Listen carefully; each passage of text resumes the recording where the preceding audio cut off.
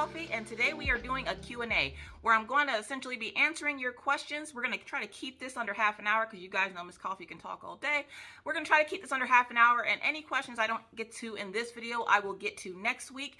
You can still put up questions. I have a community tab post with a little ferret in a sweater, and I also have the exact same picture, minus it has color to it, in my Facebook group, Crafters Anonymous with Miss Coffee. So if you have a question that has not been submitted yet, please feel free to ask your questions there, and I'll go through and answer the questions one by one. So we're going to get started. I have all the questions from my community tab up here on my tablet. So let's get started. The first question comes from Queen Bee. So hello, Queen Bee, and thank you for your question. Her question is, this is such a great idea. How did you get started in drawing? How long have you been interested? And if you could wave a magic wand, what is one thing you wish you could draw really well right now? Okay, so that's a lot. I've actually been interested in drawing since as I was a kid. I've always liked the idea of being able to put pencil to paper and create something absolutely incredible. But when I was little, I didn't necessarily have the support. I was always told that there's a reason why they're called starving artists, is because there's no money in it, and it was just a waste of time. So I pursued other things. So I've actually been interested in drawing ever since I was little. I didn't start drawing until about 2 or 3 years ago, and I could see there is progress, but I would in no way, shape, or form call myself an artist. So it's literally been like almost my entire life that I've been interested. And if I could wave a magic wand and draw one thing really well, men. I got women down for the most part. I'm still working on proportions and all that other stuff, but men elude me. Every time I try to draw a man, it ends up just looking like an adult version of my son. He's the man I see the most. Like, you would think it'd be Mr. Coffee, but no, I see my son more than I see Mr. Coffee. So I'm like, so yeah, it would be men. So thank you again, Queen Bee, for your question. The next one is Mary Washington. Well, hello, Mary. Miss Coffee, I've been working off and on a C2C project blanket for the past few months. How do I keep my edges straight? And I'm at the point where I want to have one side meet the other side to end the final corners. Now, I think she might have been just trying to just ask a general question. But when it comes to crocheting, if you ever run into a spot where your sides are not even, check your stitch count, because more than likely you've either added or subtracted stitches. Also, sometimes your edges will look a little like wavy. That happens. It will happen like that until you get to the very finish of your project, and then you want to do what's called blocking your project, which essentially is stretching it out on like a pegboard, or they have like little foam boards that you can put it on with some needles. You stretch it out, you spray it with some water, stretch it out, and that will make sure that your edges are extra crisp. So that is how you get your edges straight, essentially. Just check your stitch count to make sure you didn't add or subtract stitches, and then you would block it afterwards. Me personally, I don't block my projects just because I feel that the waved edges kind of give it more of a, it gives it more of a handmade versus store-bought look. So I'm not a big fan of blocking my crochet projects. I should, but I don't. See, I gotta get through, because some of these aren't questions. Some of these are just like, I love your animals. Thank you. That's from All Fired Up Crafting Lounge. I'm not sure if she asked the question, because it just says, and I love your animals. Okay. So Eve Rosa says, with everything you know now, what advice would you give yourself now if you were 20 years old? Oh boy. So obviously I'm not 20, or even in my 20s. If I had to give my 20-year-old self advice, it would be to calm down. As you guys know, I suffer from bipolar disorder, which comes with a slew of different things. One of them being severe anger issues. And that comes from like my childhood and everything else kind of combined into one. As most kids do, I went through a rebellious stage, which in my 20s, I really didn't. In my 20s, right before I turned 21 is when I had Minna. But I essentially would tell myself to calm down. Like, everything's gonna be okay. You do not have to be so angry all the time. Like, what happened to you sucks, but you don't have to be angry at the world for what happened to you. I feel like I took a lot of my childhood traumas and life whatever, and I took it out, and essentially I balled it up into one big anger rocket, and I just shot it at everybody I encountered. And I still kind of do it, well, I did used to do it for the longest time until I got into counseling, and where I do still have a lot of work to do on myself. I feel like I've gotten a lot better with it, so if I had to give myself any advice, it would be to calm down. It's okay. It will be okay. This is just a temporary feeling, and it will go away. That would be the advice I'd give myself. So thank you, Eve, so much for that question. The next question comes from, okay, I'm not even sure if I can read that. Rukia Rue? I want to say that says Rukia Rue. Oh, she just wanted to let me know that my picture was cute. Thank you. Okay, here's all fired up. Does it have drawing? She wants to know if her question had to be drawing related. Some of these are out of order, which is why I'm kind of confused. I was wondering how you feel about diamond dots. I like them. They have staticky drills sometimes, but as far as I know, I've done a couple of diamond dots, diamond paintings, and they all seem pretty good to me. Like, I didn't have any major issues besides static, which can be a pain in the butt, but it's not the end of the world. So I like diamond dots. So thank you so much again. All fired up crafting lounge. Thank you. Poet of Darkness. Yes. What is your most favorite thing to draw? Oh, geez. Faces. I love drawing faces. I don't know why. I just started drawing animals just because it's something.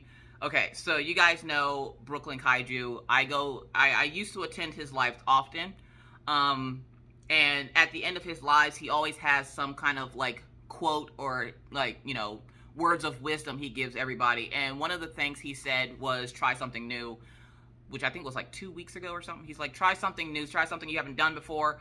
And I was like, well, I've never drawn an animal. So I started trying to draw animals. And that's where all the cute little animals randomly have come from that you've seen like in my group and stuff. So, I'm trying to make sure I got the right thing. Here we go. So my most favorite thing to draw is faces, but I'm getting into animals, and I'm starting to really like drawing cute animals because they're cute, and I like animals. So thank you, Poet of Darkness, for your question. Keith? I think it's Keith. What pet would you like to have that you currently don't? What pet? Okay, so I have a dog, or I have dogs, and I have 2 ferrets. So what pet would I want that I don't currently have? That's a hard one, because all I've ever wanted in life was a dog, like a big dog, and I now have 2 of them. But if I had to pick an animal, it would probably be like a sugar glider. I think they're cute, and to watch them fly around my house and freak everybody out, including myself, I think that would be lots of fun. So probably a sugar glider. That would probably be one animal I wish I had. Angie says, why are you pulling back from diamond painting community? I feel like I just found you, love your content, and you are stepping back. Okay, so I knew this question would be coming because a lot of people have noticed that I have not been diamond painting as much. And when I do lives, I barely made any progress on diamond paintings. And this is something that you would only recognize if you are a frequent flyer on my channel, meaning you watch all the time. So why am I pulling back from diamond painting? Lots of reasons that I probably won't go into in this question because, again, that's a multi-level question. One of the major reasons I'm pulling back from diamond painting is because I no longer feel the same passion for diamond painting that I did when I first started this channel. Now, when I started this channel, it was never meant to be what it has become. And though I am very grateful for what it has become, that is not what this channel was created for. This channel was not created to be a one craft channel. This channel was not created to be centered around a particular craft. This channel wasn't even really meant for crafting. This channel was created for my daughter who does not live with me. For those of you who are new to my channel, hey, I'm Miss Coffee. I actually have 3 children. You only hear of 2 because one of them does not live with me. short and sweet of that, when we lived in Pennsylvania, my daughter's grandmother on her father's side lost her husband right before we moved to North Dakota. She didn't want her to be alone, so she asked could she stay back with her dad and her grandmother, and I told her yes. So that is why my oldest stays with her dad and her grandmother and doesn't live with us. Her dad and I are still good friends. He's probably more friendlier with Mr. Coffee than he is with me, but it is what it is. We're one big happy family. She does come up and visit for the summer, even though the last couple of summers she hasn't come up to visit, and she probably won't come up to visit this year because she turned 16 this year, which means her brain is on license and driving and all kinds of fun stuff. So, this channel was never meant to be a crafting channel. This channel was essentially, when I first started, this channel was, I figured maybe a couple people would jump on and watch the videos, but they wouldn't really care about what I was doing or what my kids were doing. So I literally started this channel to keep my oldest daughter in the loop with what was going on in the house, which is where the whip and chats started. The whip and chats weren't meant to be like entertaining for like millions of people or anything. Not that it's entertaining millions of people or anything, but this channel was started for my daughter. And I've always had a lot of fun doing what I do. And for a while there, I was very passionate about diamond painting, which is why you primarily saw diamond painting. But unfortunately, with a lot of the events that have happened to me with the community and everything that I've been through on this channel, the passion just isn't there anymore. I don't want to do it. I have to force myself. I feel like I'm forcing myself to do it when I am doing it, just because I know that's what people want to see. And at some point in your life, you have to realize you can't do what everybody wants you to do, because then you'll never have any happiness because you're too busy trying to appease other people and not yourself. And so I have taken a step back from diamond painting. I still show it on the channel. I still do diamond paint randomly. But at this moment, my heart right now is with drawing and trying to teach myself how to draw. And honestly, diamond painting is the furthest thing from my mind. I had a little bit of an incident back in February, and it helped me see the big picture of what I've been doing and what I want to do. And diamond painting just is not where my passion lies. Where, like I said, a lot of crafters go through this where they will be super hype and hyper fixated on a particular craft, and then once it wears off, it's like, let me go do something else. A lot of us in the community are multi-craftual, meaning we do more than one craft. You will see a lot of diamond painters that will crochet, who will cross stitch, who will loom knit, who are adult color, but they also enjoy diamond painting. It's not that I hate this craft and I hate this community and I just want to no, it's just that my heart right now is in drawing. I want to be an artist with every fiber of my being. Even for my age, I don't feel like it's too late for me to be able to follow something that has always been a dream. And if that means that I have to give up diamond painting to do it, then I will give up diamond painting to do it. Now, am I going to stop my channel? Probably not. You just probably won't see as much diamond painting, and you will see a little bit more drawing. If there is a video, like I said, I'm not going to be recording and going as ham as I was before, but I literally have been doing this for 4 years now, and I know a lot of people are just now finding my channel, and there is over 1,000 videos on this channel, whether it be crochet, adult coloring, whip and chats, and everything. Everything is in a playlist. I try my best to put everything in a playlist, so if you go over to the playlist tab on my channel, you will see that everything is in a playlist, and you can easily go back and watch like all my whip and chats and stuff like that. It's just, I don't have the passion for it. That was the longest answer on the planet, but I don't have the passion for it anymore like I used to, and I don't want to feel like I'm forcing myself to do something, because when I feel like I have to do something just to please other people, my brain immediately goes, do the opposite. Do the opposite. Like when people tell me I can't do something, as long as it's not illegal, my brain will tell me to do the opposite. Sometimes even if it's illegal, it'll tell me, and I'm like, nah, I'm a whole adult. I ain't got time to go to jail. I got things to do.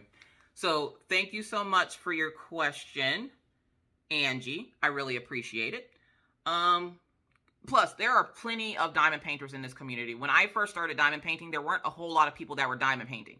There are tons of diamond painters in this community. All you have to do is search diamond painting on YouTube, and you will find millions of diamond painters from all over the world, all languages, everything you can possibly think of that do diamond painting. So I'm not like the only diamond painter, you know, on the planet. It's just, and that's the other thing. There is time for somebody else to shine in that community, and it's time for me to move on to bigger and better things. Not that diamond painting's not a good thing. It's just I don't have the passion for it.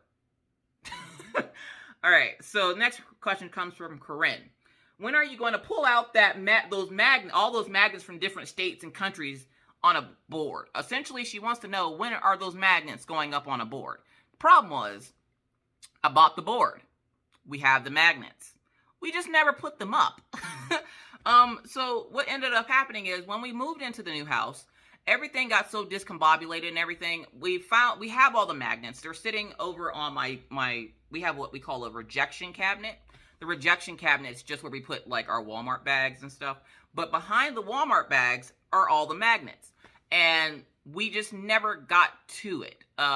With everything going on in life, we got really busy and we just never put them up on the board.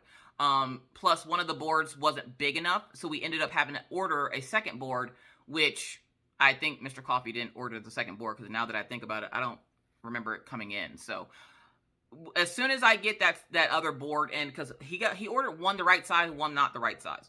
And so once we get the boards in, I will make sure to do like something, like you will see a picture or something of all the magnets up on the board. And as far as I know, we have all the states. I believe we have all of the states. And a lot of the states, we ended up getting doubles, triples, and quadruplets of the states, which is great because we have one for Maggie's room, one for Orion's room, and then we'll probably have one up in the hallway upstairs. So that's when, Corinne. Thank you for your question. Tammy says, when did you start YouTube channel, and who inspired you to start your YouTube?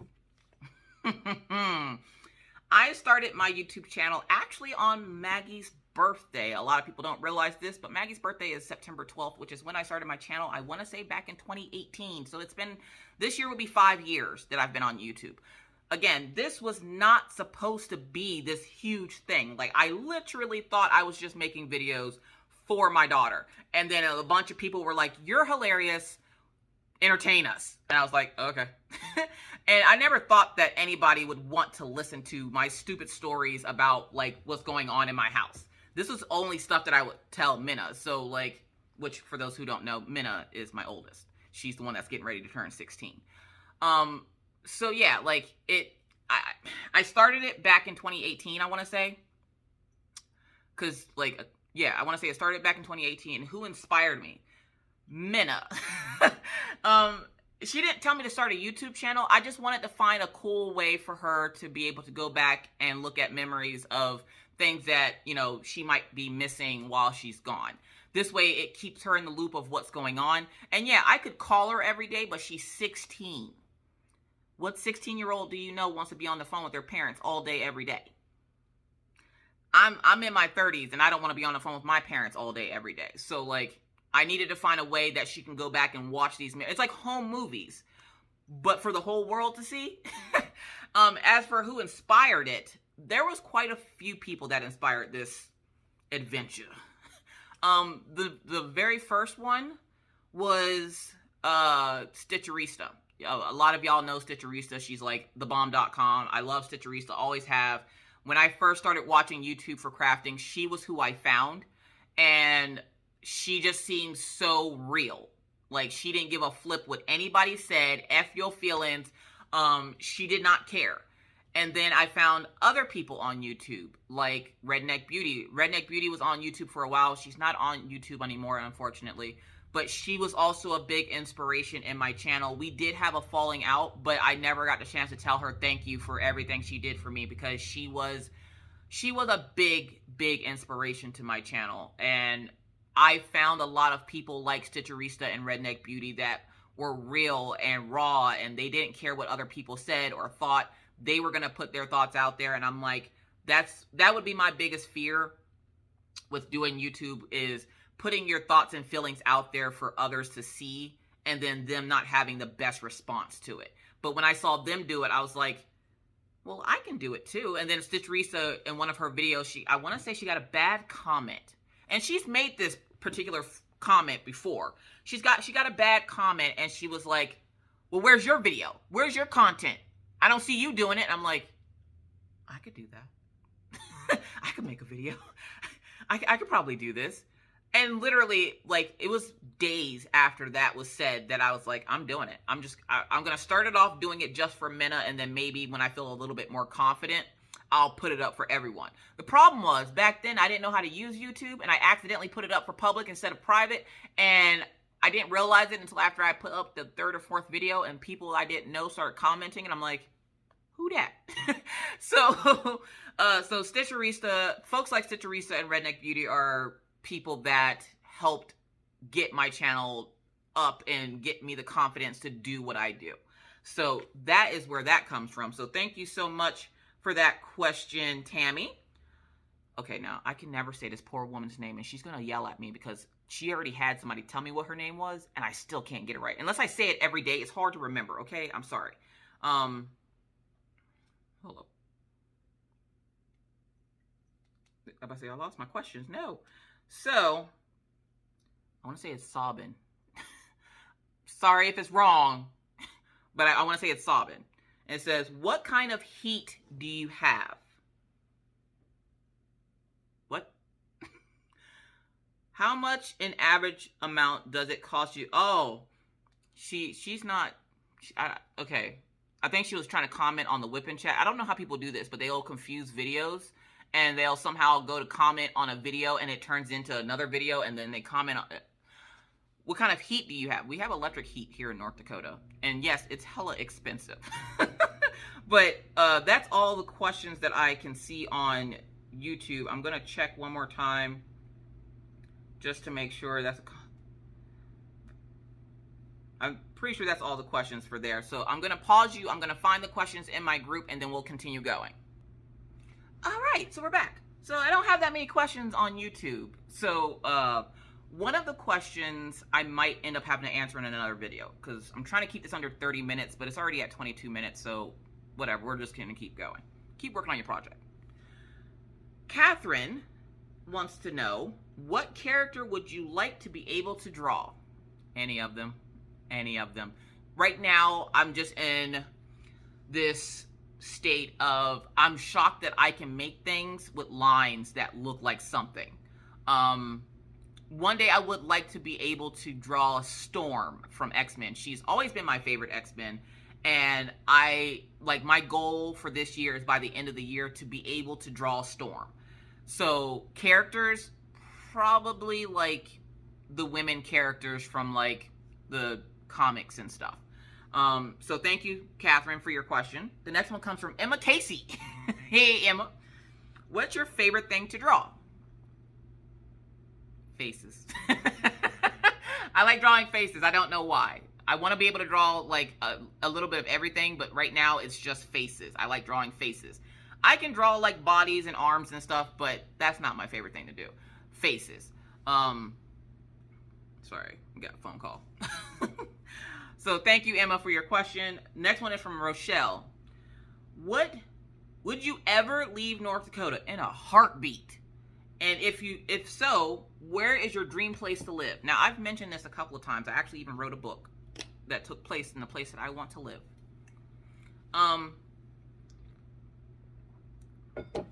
So I would leave North Dakota in a heartbeat. For those of you who don't know, one, I live in North Dakota. We are currently in the state of emergency. We're not state of emergency. We're currently getting ready to bunker down for another blizzard. It's April. Your calendar is correct. North Dakota is one of these places that gets winter 8 months out of the year. And the way this went was, we lived in Pennsylvania before we lived here. So I lived in South Carolina. My parents moved me to Pennsylvania. And then my current husband, like I've had another husband, my husband moved us from Pennsylvania to North Dakota. He did that for work. When we lived in Pennsylvania, Mr. Coffee was working 3 jobs and we were on assistance. Moving here meant a little bit more of financial stability, but it also meant that I had to leave one of my kids behind, which was, of course, one of the hardest decisions I ever had to make. And not only did I have to leave one of my kids, I also had to leave one of my pets, because for those folks who don't know, I have a dog for each kid. So there's 3 dogs and 3 kids. The third dog actually is the dog that lives with my parents, because I didn't want to give him up to a shelter because he was a rescue, and he kind of has the same personality as my dad in dog form. So I thought it would be a good fit. And right now my dad's fussing because he keeps eating all his chips. So, yes, I would definitely leave North Dakota. Being here wasn't something that's supposed to be permanent. We do plan on leaving North Dakota at some point. And honestly, at this point, I don't know where I would want to go, because part of me would like to go back down south with my family, because I feel like that's where I belong. But then there's another part of me that would like to go live. My dream place to live is Maine. I don't know why. It's always just been a dream to go visit there a few times and then actually move there. And I know that they have crazy weather, but I feel like North Dakota is prepping me to go live in Maine. So if I had to, like, a dream place to live would be Maine, but in reality, I might end up back down south. Y'all, I hate winter so much. I've had enough winter. I'm pretty sure I would just go back down south with my family. Not too close to them, though. Far enough away from them that it would still take them a day to get to me, but close enough that when I talk, people don't go look at me funny like, you talk funny. Thanks.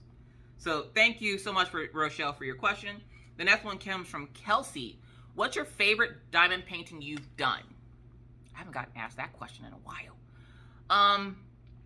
So my favorite diamond painting for the longest time was K. Rico Siren. It is still one of my favorites. I have a lot of favorites because every one that I do is my favorite because I completed it. In this current state that I'm in, I haven't completed anything in a long time, and I'm okay with that. But if I had to say one of all the ones, they're on my wall, okay? And my craft room, besides what's behind me now, this is like fan stuff that subscribers have sent to me. And then this is my art wall. I'm slowly transitioning from taking all the diamond paintings and making them just all artwork all over my walls. But if I had to pick a picture, it would be Bubblegum Girl from Bella Safina. I just love the way that turned out, and it turned out absolutely gorgeous. So it would definitely be Bubblegum Girl from Bella Safina. So thank you so much, Kelsey, for your question. The next one comes from Amanda. Favorite place you've visited and why? You do realize I'm a military kid, right? I've been like everywhere. Favorite places that I've visited. I can't say that I've actually visited somewhere that I can be like, oh, that's my favorite place. Honestly, I don't know. That's a hard one, because again, I don't think I've ever gone somewhere like, I've never been on a vacation. Like, I've never traveled out of my state or town to go somewhere else to stay for a couple of days and then come back. I've never done that. One, we were poor growing up. We didn't have that type of cash. Two, as an adult, I've been poor, so I ain't had that type of cash. So I've never been on a vacation. I mean, I've never even been on a honeymoon or anything like that. So I can't say that I know of a place that I visited that I was like, oh, wow, I wish I could go there again. Because I don't. I'm very much a homebody, and I'm learning this about myself. I don't tend to leave my house too much. So I'm going to have to, let me marinate on that, and we'll come back to that question, because that's a hard question. Places that I've gone that I want to go back and visit. I don't know. Boom. Okay, sort of.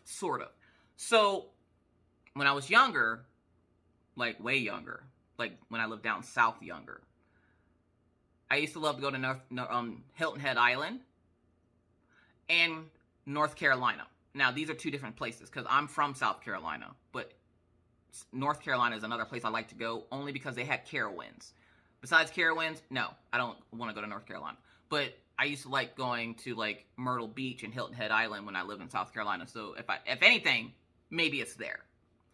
But I didn't see that as going anywhere because that's like, it was like a hop, skip, and a jump away from where I lived. So it didn't really feel like going anywhere. But thank you, Amanda, for your question. So the next question comes to us from Sarah. What size shirt do you and Mr. Coffee wear? All right. Fun fact about Mr. Coffee and I that a lot of people don't realize. One, me and Mr. Coffee are the exact same height. 2, me and Mr. Coffee are the exact same weight.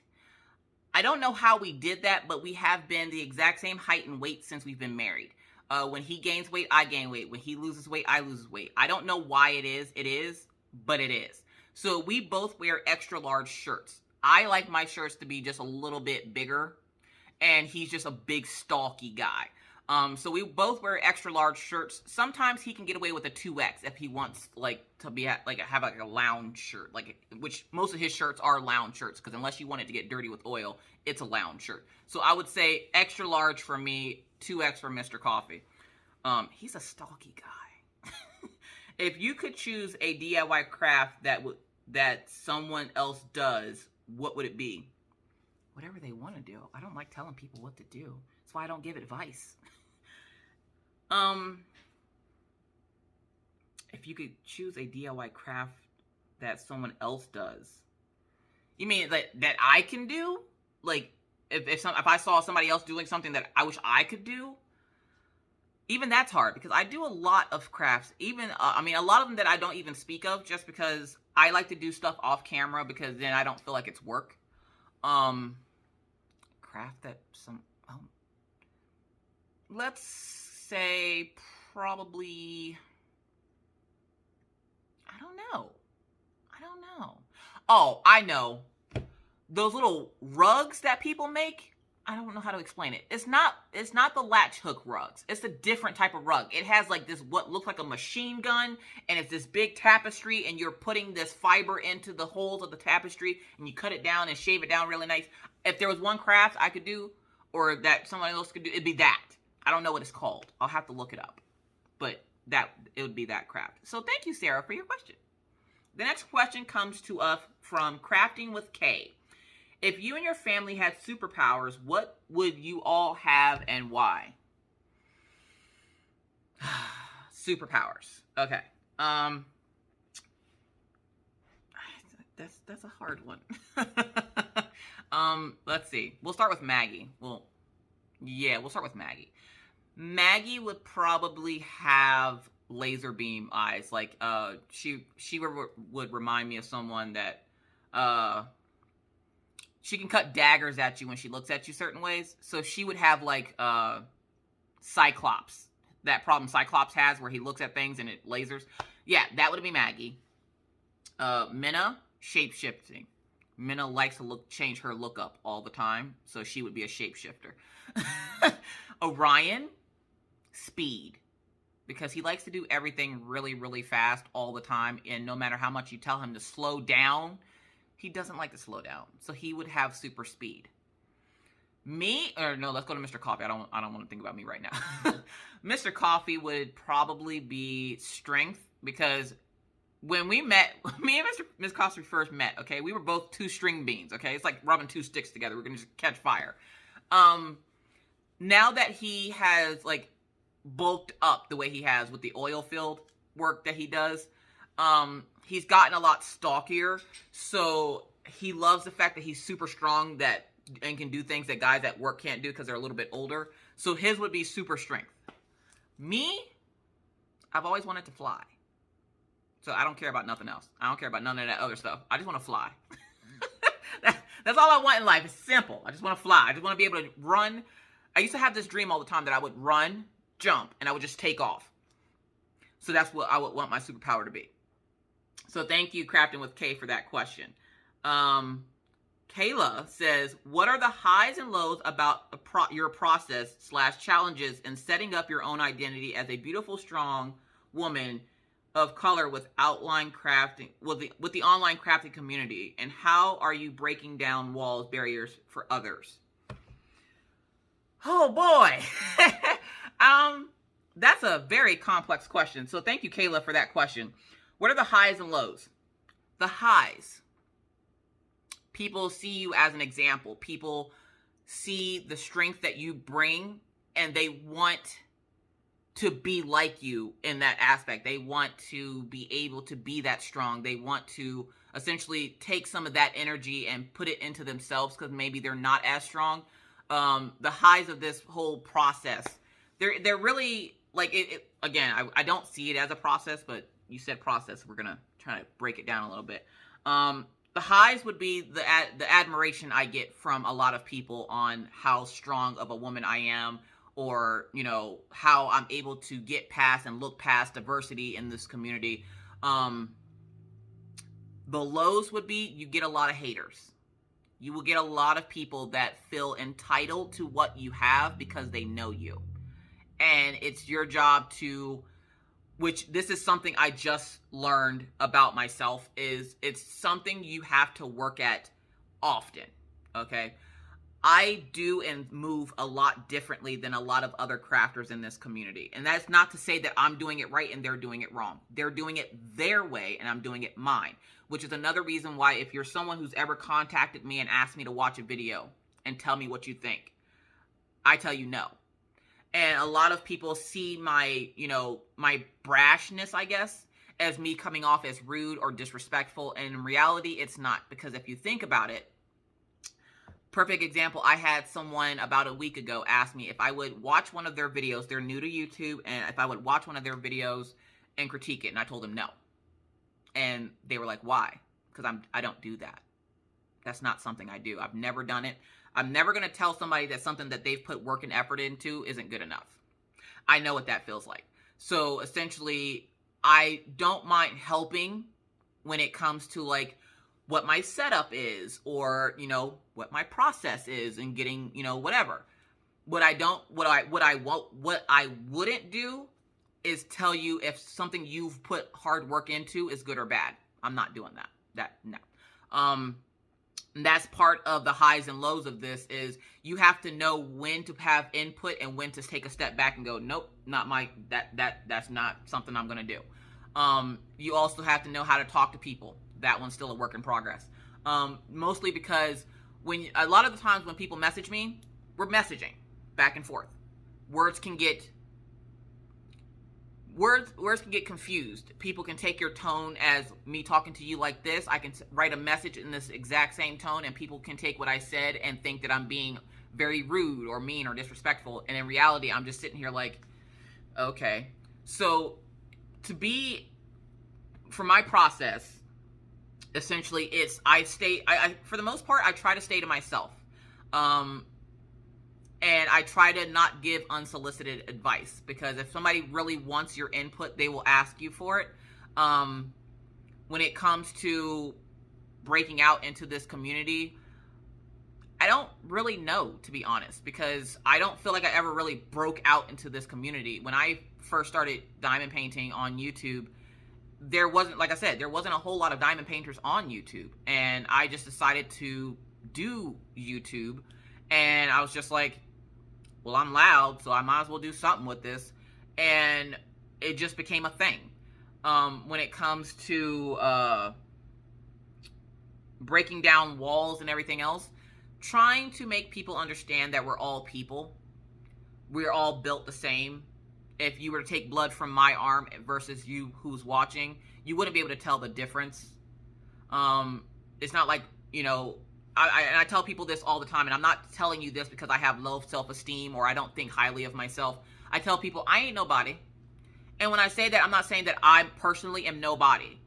Miss Coffee, the persona, is nobody. She is just me telling you stories about my life, or showing you products, or not wanting you to buy garbage.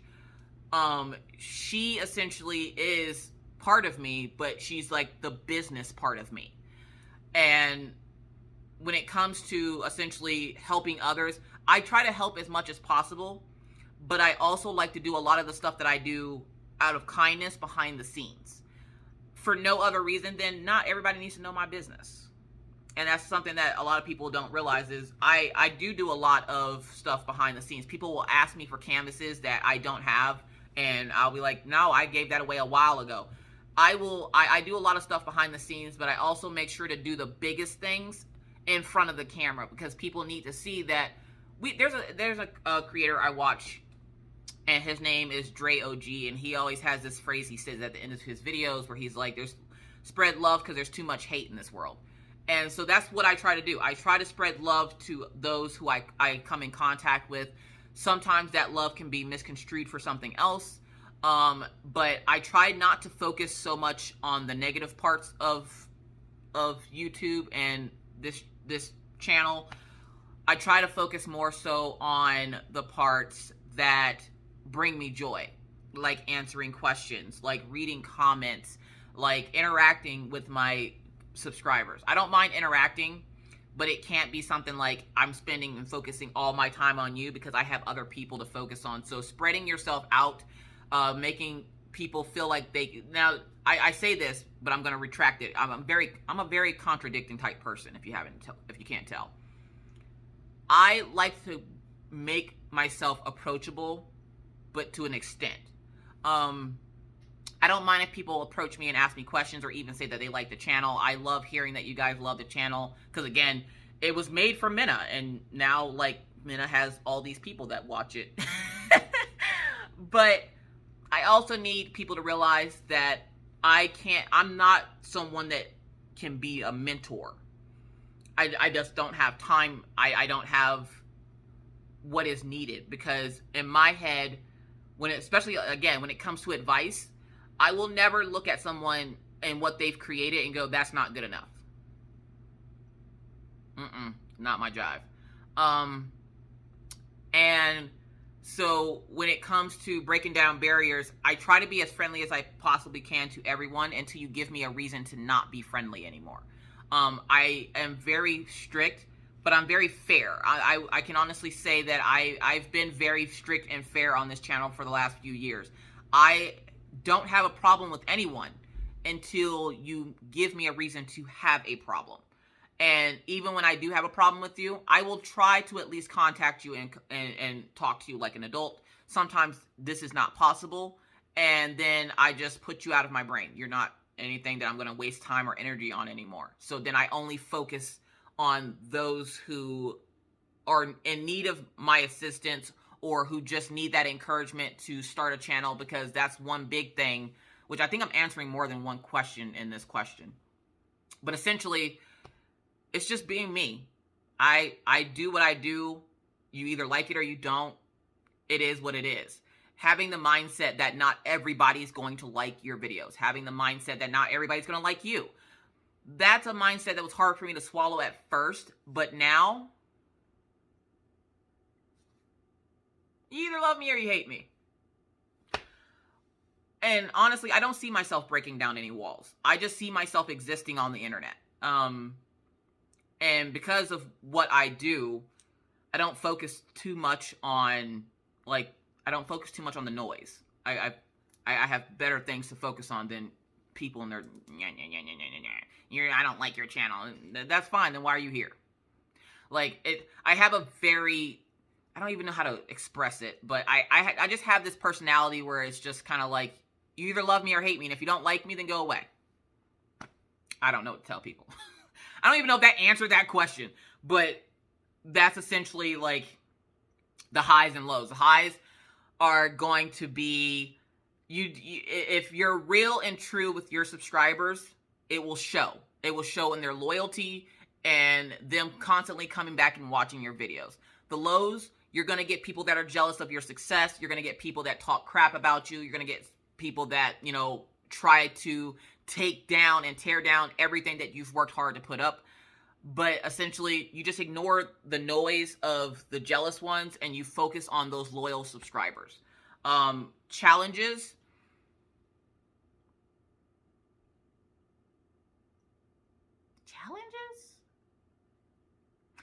Ignoring the noise. It's the biggest challenge I have, because I am bipolar and I'm real quick to snap when someone says something I don't like. Learning that that's not always the best way to go about that, that's been my biggest challenge. And so now I've gotten to a spot where I've grown enough as this channel has gone on that I can now ignore when people make clickbait videos about me, or people make clickbait posts or whatever. If they don't like me, then if you don't like me, then leave me alone. My biggest challenge is myself, because I have to learn how to rein in my emotions so I'm not overreacting or reacting to negativity, and I focus on only the positivity on my channel. Setting up my own identity. There's nothing to set up. What you see is what you get. If you don't believe me, you can ask my husband. You can ask Minna, who doesn't live here with me, but she knows her mother. You can ask anybody who knows me outside of YouTube land. This is who you get. This is who I am 24/7. There's no fake Miss Coffee or anything like that. Miss Coffee is the persona that you guys know, but Leisha, or for those who don't know my real name is Alishia. I go by Leisha. Please do not ever call me Alishia, not even as a joke. It's not funny. I usually go by Leisha, but Leisha is a little bit angrier than Miss Coffee. Miss Coffee knows how to rein it in. Leisha's still working on it, okay? I don't know why that is, but it is what it is.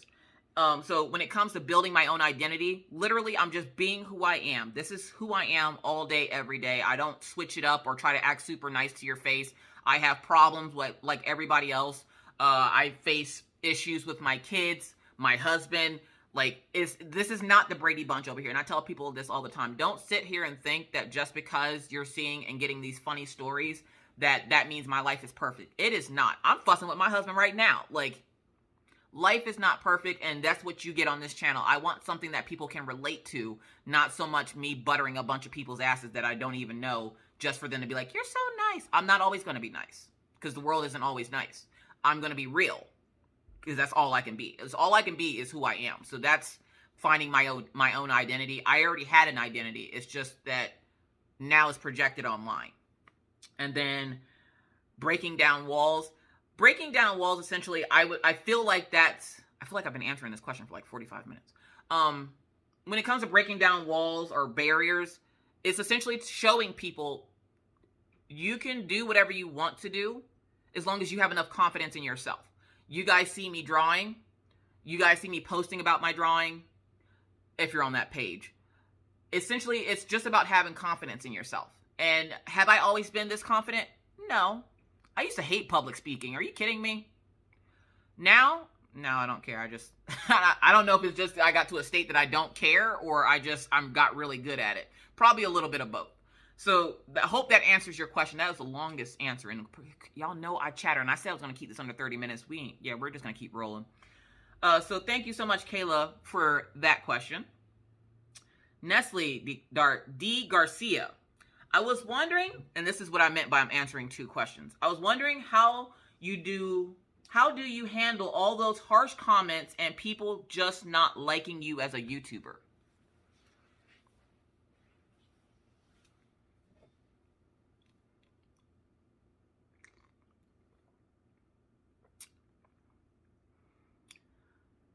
So, this is another I'm hoping not to make this super long. This is the one I said I think I can make a whole video about. When it comes to people not liking me, okay? So, as you guys know, I was good friends with the folks over at Diamond Art Club for the longest time. I don't have any beef with them. We just don't work together anymore. But they taught me a lot about myself and about what to and not to do on my channel. One of the biggest things I learned from them was not everybody is worth a comment. Not everybody is worth a video. Not everybody is worth you having to speak up because they said something you don't like. Let your success be your noise. So for those folks that don't like me, not everybody's going to like me. For those folks that, don't like me as a YouTuber,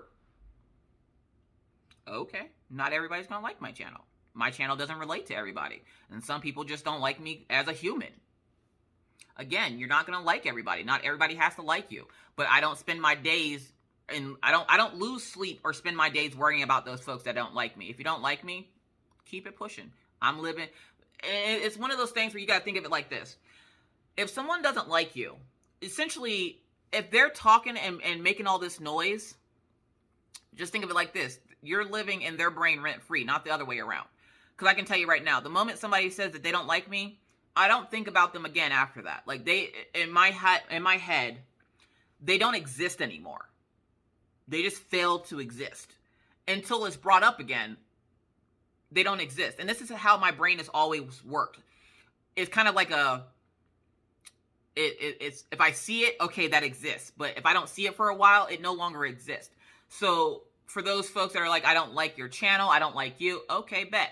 That's probably the last time I will think about you ever, until somebody brings your name up or says something about it. I don't focus on that. And that's been something I've always done, but I didn't do it in the way that I'm doing it nowadays. Nowadays, I legitimately just ignore people. My ignore game is strong. I will ignore you. You could be 2 inches from my face and I'm just going to ignore you. When it comes to like the channel, yeah, I don't care. Again, it's one of the things I like to tell myself when people said that they don't like the channel. It wasn't made for you anyways. It wasn't. For those who it was made for, it's for them. Because like I said, these videos and stuff were made for Minna. Everybody else that joined in was just cake. Just icing on the cake. But if it's not something that's your cup of tea, that is fine. That just means it wasn't made for you. There are plenty of other creators that you can watch. Does it hurt my feelings? Not at all. Not in the least bit. Nope. You have to learn to ignore the hate. And it takes a while, believe me. If you remember, or if you've been here for a while, you would know every year I go through something. Some kind of drama. And I'm like, I stay to my mother chicken self, and drama always finds me. This is the first year, and will be the first year, that I've had drama happen that I stayed quiet.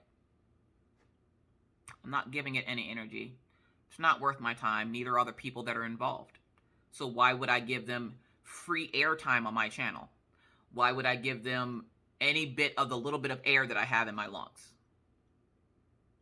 You have to learn in life, even if you're not a YouTuber, you have to learn in life that there is just some people that are not worth your energy.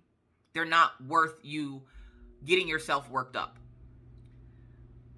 And again, if you've been here for a while, you would have known that I had a stroke about 2 years ago. Two or 3 years, I can't remember. I did have some brain damage in that aspect of memory, like legit don't remember a lot. I don't think it affected my long term, but my short term is garbage. So I'm at high risk for a heart attack. And with the way my blood pressure and stuff has been lately, I legit am at high risk for a heart attack. Now, am I going to let some random person on the internet that claims that they don't like me give me that reason to have a heart attack? No. You got to find your joy in life. And if your joy isn't that particular person or that person's hating on you, then ignore them. It's easier said than done, believe me, because every year I make a rant video about something or someone that's pissed me off, and I'm just like, I'm over it. Like, I'm done. Leave me alone. This year, I've learned that it's easier to just ignore it. Why put air on the fire? No, we're not doing that. We're just going to ignore it. More than likely, the person isn't worth your time anyways. Because if they don't like you, obviously they're not worth your time, because there's no point. And like I said, that's one of the things I learned from Diamond Art Club. Now, I wish I would have taken that lesson to heart back when they kept telling me about it, but I didn't, because I was in this like bulldog mode where I felt like I always had to sit here and defend myself because people are lying on me and I need to defend myself and rah, rah, rah, rah, rah. And I looked back and I was like, I'm no different than the person that I was complaining about. So now, when I get those hate comments, and for those folks that don't think I get hate comments, oh, I do. For those folks that don't think that people be coming after me, they do. And what do?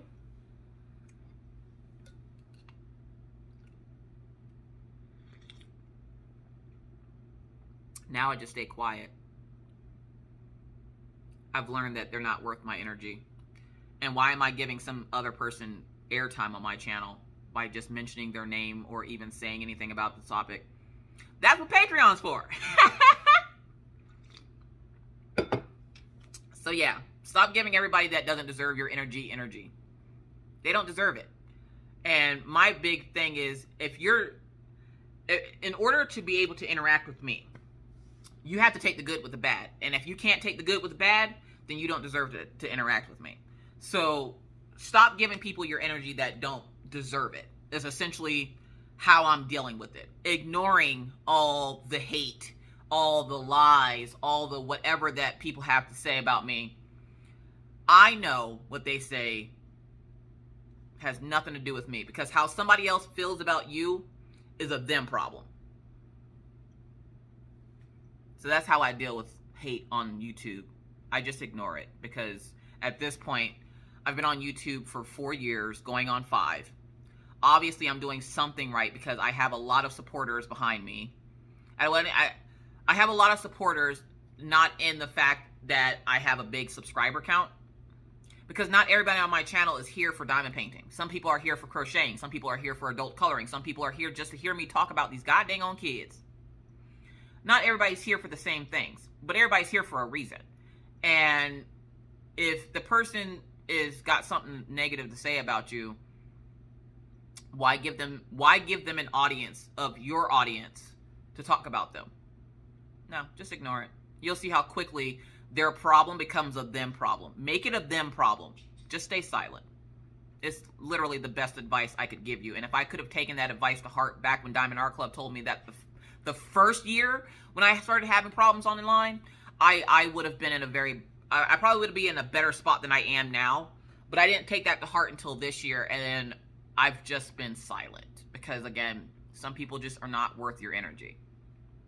So hopefully that answered your question. So thank you so much, Nestle D. Garcia. Thank you so much for your question.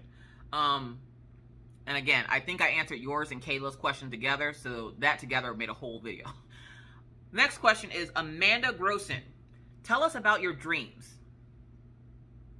What? I don't think some of these dreams are PG-13, so I don't think y'all want to know about all these dreams. As in your dream house, what your dream house would look like, what your dream vacation would be. Honestly, at this point, I don't even want to go on vacation. What would a dream date with your husband be? Also, what is your saddest memory?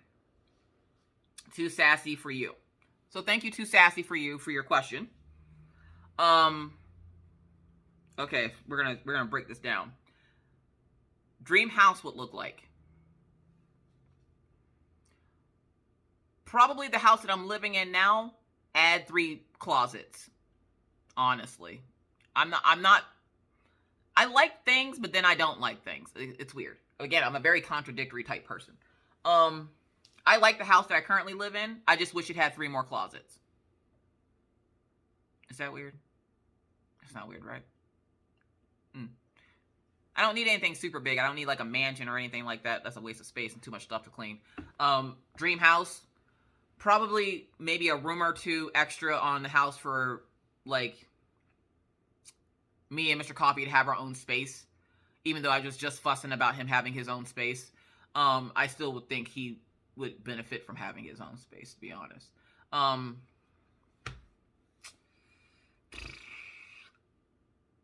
Yeah, like, I like the house that I currently live in. I mean, it wasn't built for families. It was built for oil field guys, but I do really like the house that I'm living in now. So, this essentially is my dream house, minus I need 3 more closets. Why? Because this house doesn't have a lot of closet space, okay? What would your dream vacation be? I'm not usually one that likes to go on vacation, mostly because I've never been on one, so I don't know if I would even actually like it. I just know I get anxious when I'm not at home, and I like to be home. So my dream vacation is probably going to be this weekend where we're bunkered in the house or nobody can go anywhere. Essentially kidnapping my family so that we can't leave. But no, vacation, I don't know, honestly. I don't like beaches. I hate sand. I don't like winter or cold. I could not tell you what a dream vacation would be because I've never been on vacation, even whatever. Even if I had to plan a vacation, I wouldn't want to go. Why would I? My stuff is at my house. I want to stay at my house. You people are obsessed with vacations. I don't know what this vacation thing is. This is like a myth to me. What would a dream date with your husband be?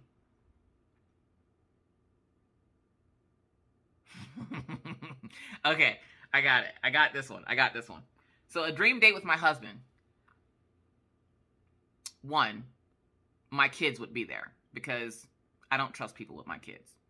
And anytime we've ever gone on a date, the kids go with us. So we would all dress up super nice, like fancy nice, like pinky up, wine glasses, different dinner forks. And we would go probably to a fancy restaurant. And no, I'm not going to be sitting here be like, fancy restaurant in my satin dress going to Texas Roadhouse. No, I want to go to like a fancy restaurant that makes food that's like this big but charges you $800. I want to go to one of those types of restaurants with the family. I could probably, I don't know. Like, I don't like, y'all be asking weird questions. It would probably just be a fancy dinner out with me and Mr. Coffee. It's been a long time since I've seen Mr. Coffee dressed up in like a button-down shirt. So like something where he'd have to dress up and have a tie on. I don't care where we go. Also, my saddest memory. You trying to get deep into the feelings. The saddest memory I have, unfortunately, I've blocked out a lot of my childhood because it wasn't good. But if I had to think back to a sad memory, it'd probably be when I lost my Big Ma, which is, Big Ma was my stepmother's mother, I think. The way my family's set up, that could have been my mom's aunt, okay? But we called her Big Ma. I'm pretty sure it was my mom's mom. Losing her was one of the saddest things. And I don't even know why, because this woman did not know my name. Like, this woman would call me Hey Girl. But that has to be, like, my saddest memory is losing my Big Ma. And again, I could not tell you why. I just know every time I think about it, it makes me want to cry. So, moving right along. So, thank you so much for that, Amanda. Or, I'm sorry, Too Sassy for You. The next one comes from April. How do you feel about starting your business, and can you explain to us how it works, and can you start a business and be... That's a lot, April. One, I don't know what business exactly she was talking about. If she's talking about YouTube, I don't really see YouTube as a business, literally because I literally started YouTube by just having a phone in my hand, talking to myself for an hour. When it comes to Scentsy, somebody I knew was working Scentsy. I thought it was a lot of fun. I hosted a party with them, and then they got me into Scentsy. And I've just been doing that. Essentially, you have to find a base and then essentially make sure you're honest with that base. You want to make sure you're honest about anything that you do in life. But when it comes to like selling or doing stuff, you want to make sure that your people know that they can come to you and they can trust what you're saying, and you're not just sugarcoating crap because you want to make money. Like, I don't care if the top name and jewelry were to come to me and go, I'll give you this bracelet, but just tell your subscribers that it's a real bracelet, but what they're getting is really fake, but what you're going to show them is real. We'll give you the real one if you tell them that you get this beautiful, like, 100-carat gold bracelet. Now, these examples are ridiculous, but essentially the whole point is you want to be very honest with your base. If you don't like something, tell them why you don't like it. If you like something, tell them why you like it. And in my case, I can't even really use Scentsy as I can't use them as an example because I already had a well-established following on YouTube that I didn't have to work like other people who start that company would have to. Like, I didn't have to, get my friends and family interested and go around town and do stuff like that because I have such amazing support from YouTube and my supporters on YouTube. I didn't have to go through that whole rigmarole. Essentially, I already had the following, and it was just that they wanted to see me sell. Some of them wanted to see me sell Scentsy.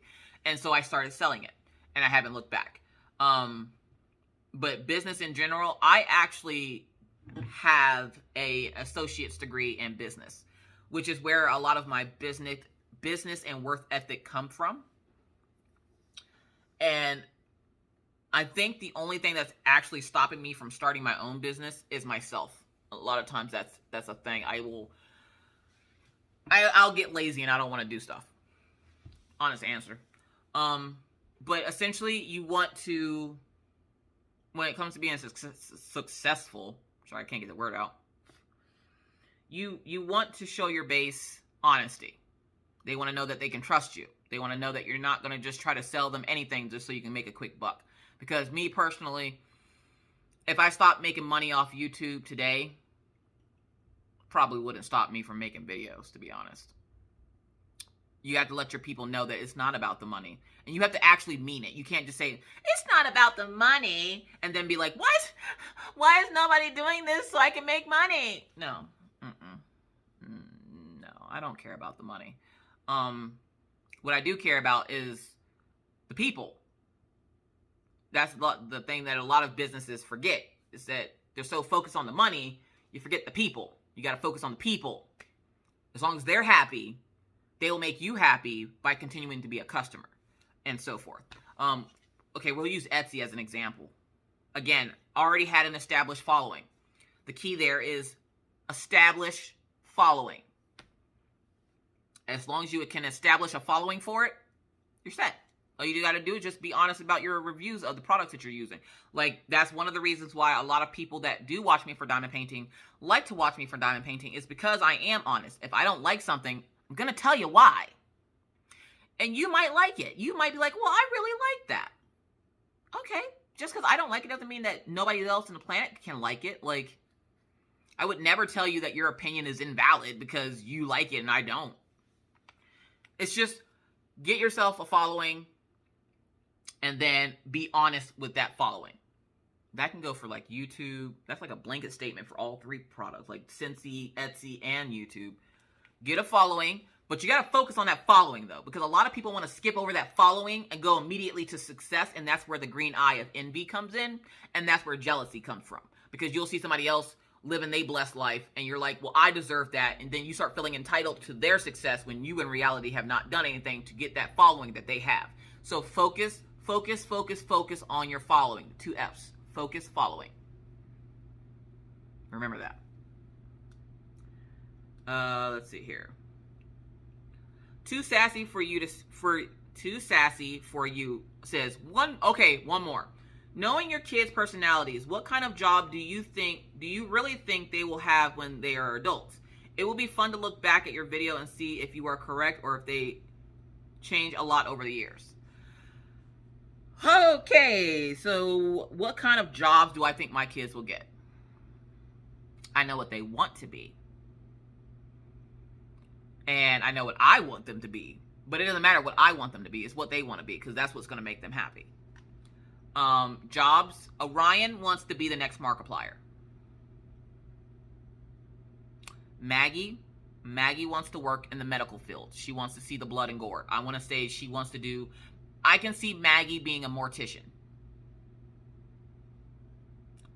It's what she likes. She likes the blood and gore, like her grandfather. I don't know where she gets it from. But Orion likes gaming, and he likes entertaining. So I can definitely see him being a Twitch streamer. Is he going to be the next Markiplier? Maybe. I don't know. I always tell him, he tells me that, don't be like Markiplier, be better than Markiplier. It's the thing I tell people all the time about me. Don't try to be like me, be better than me. Sound like good advice in my head. And then Minna wants to be a teacher. I don't know why, but that's what she's always wanted to be ever since she was little, is she wanted to be a teacher. So I can see her being a teacher. So when it comes to the kids, Twitch streamer, something in the medical field, probably a mortician, a teacher. So thank you again for Too Sassy for your question. Wendy says, Dear Miss Coffee, I was wondering... Oh, okay, never mind. That's not a question. She was asking me about an inventory sheet. Valerie says, do you know of a way to fix DP pins after multiplacer breaks off flush in the end of the pin? I have a whole video on that. Legit have a whole video on how to repair that. Like, I'll put it in the comments of that question. Chiquita says, newbie, DP a large canvas by rolling and using glue dots. Thank you. I'm not sure if that was a question. Okay. Jackie, and I believe this is my last question. So, not bad. It's under an hour and 20 minutes.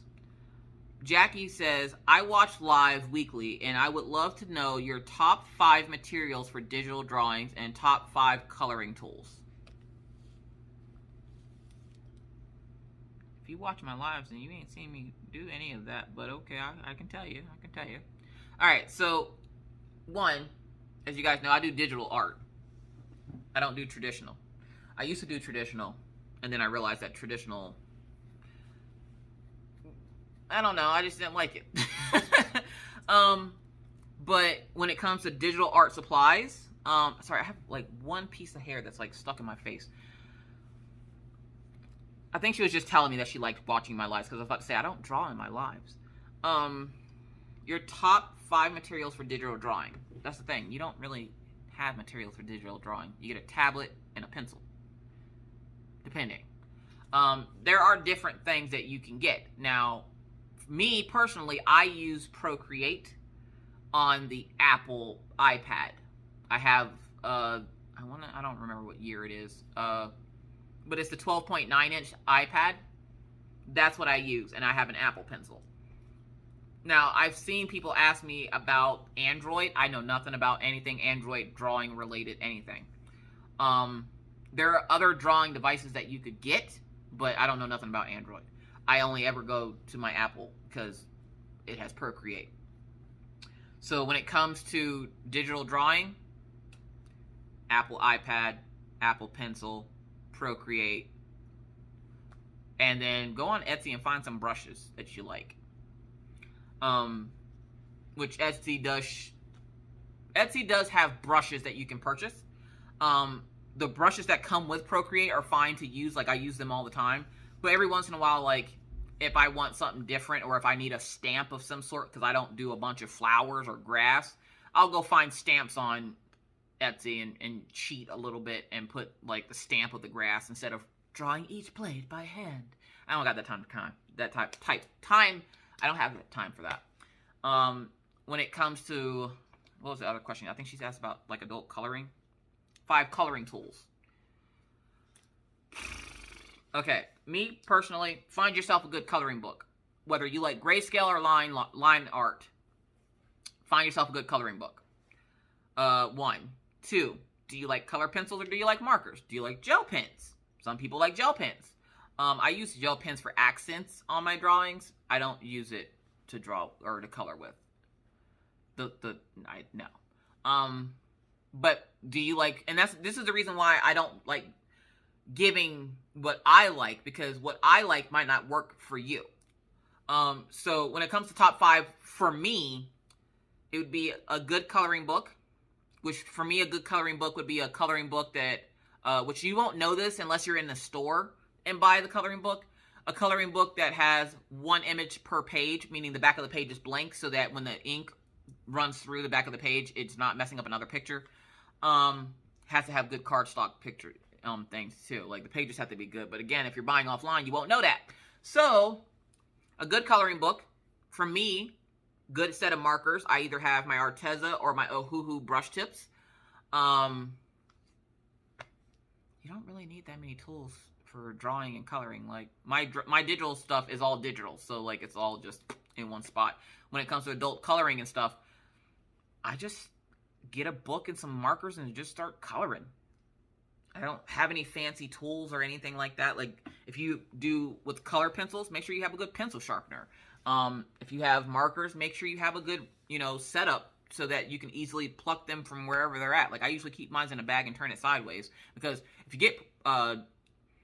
get alcohol markers, you want to, of course, lay them on their sides so that the alcohol is evenly distributed between the 2 points and not drying out one side and the other side is like dripping full of ink. So, yeah, I guess, hopefully that answered your question. But with that said, that is all the questions. I did it. Yay! Now, a lot of that was jibber jabber, and I do apologize for that, but hopefully I answered Kayla and, I want to say it was Kelsey. Hopefully I answered everyone's question to your liking. If not, I'm sorry, but that's my answers. I don't know what to tell you.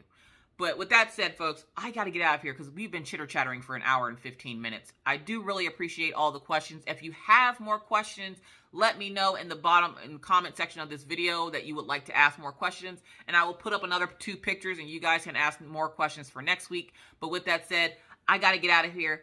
Thank you so much for watching. Questions, comments, concerns, down in the comment section below this video. You know how we do. If you're watching this and you have yet to do it, please feel free to hit that subscribe and the bell to be notified anytime I randomly decide to put up a video. And believe me, it's random. With that said, though, I must bid you adieu. But not for reminding you to always remember to stay caffeinated, stay crafty, and stay safe. And always try to be kind to others, be courteous,